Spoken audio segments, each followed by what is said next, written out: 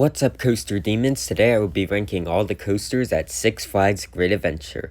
This is my home park, so I go here a lot. And now that Jersey Devil is open, I'm going to rank all the coasters at the park. So let's get right into this video. Number 13 is Little Devil Coaster. This is a kiddie coaster, so obviously it's going to come in last place. Also, this kiddie coaster is terrible as well. Number 12 is Harley Quinn Crazy Train. This ride is also terrible. It's very rough and janky, the transitions are really bad, and this is just overall a really boring ride as well. The layout is not very good, and this ride just plain out sucks. Number 11 is Skull Mountain. This ride is also pretty boring. The drop really gives no airtime like people say. This ride just meanders around. I like how you're in the dark though, that's pretty cool. But overall, this is just a pretty boring ride that really doesn't do anything with this layout. Number 10 is Dark Knight.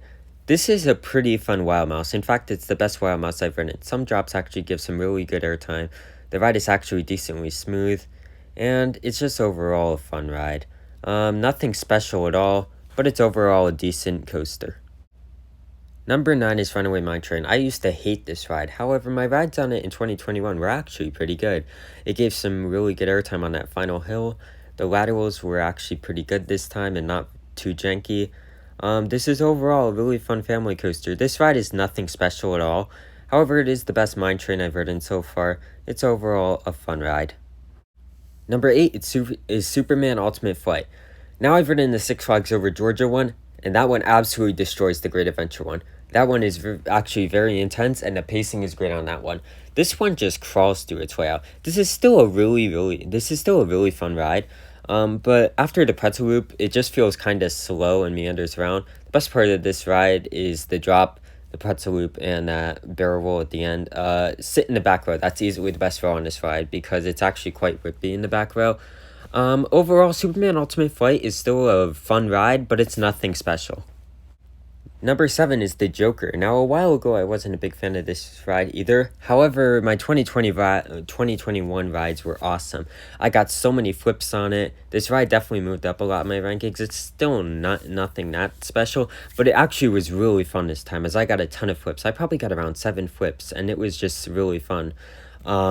This is just a fun ride overall, and you have to sit like on the right side to that's where the seat's going to flip the most. Sit on the right side of the ride. That's definitely where the seats flip the most.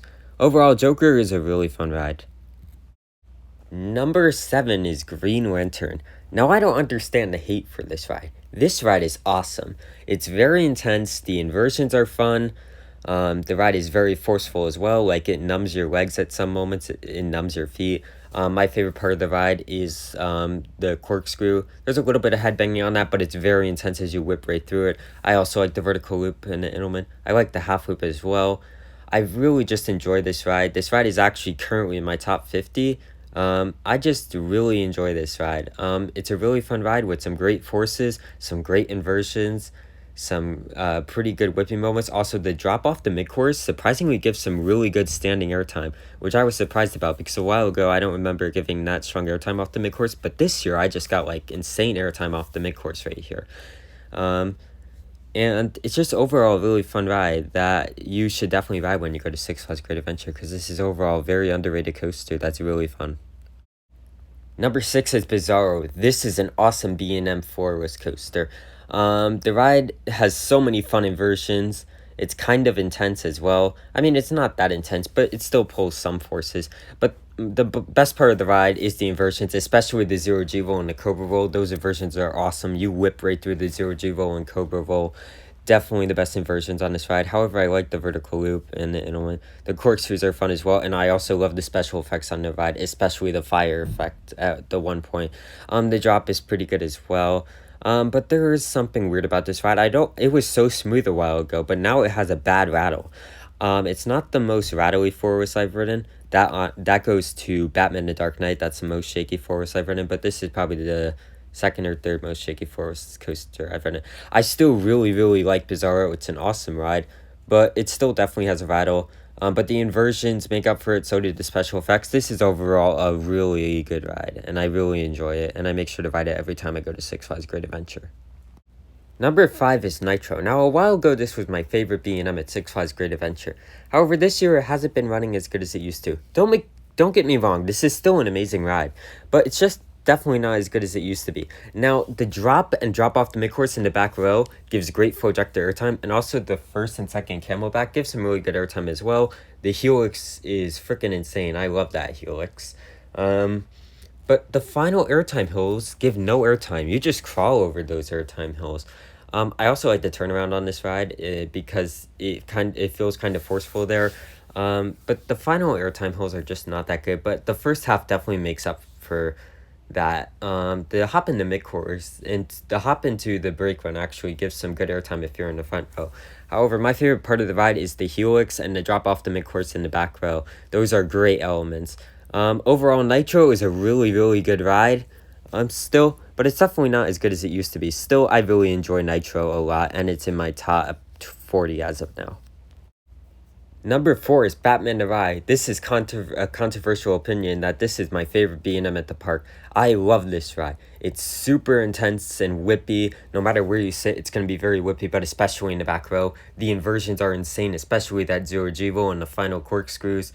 The ride is just intense. A while ago, I wasn't a big fan of this ride, but now I absolutely love it because the ride feels a lot smoother now since they changed the wheels.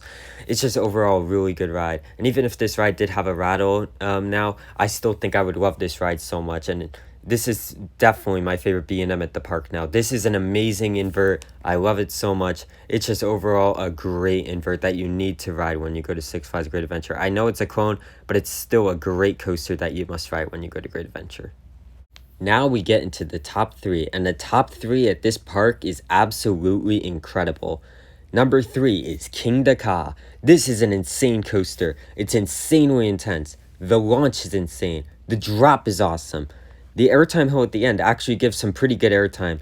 I actually really like when you launch how you go up in the air. I know people don't find that element that special, but I actually really like it. I love the entire ride.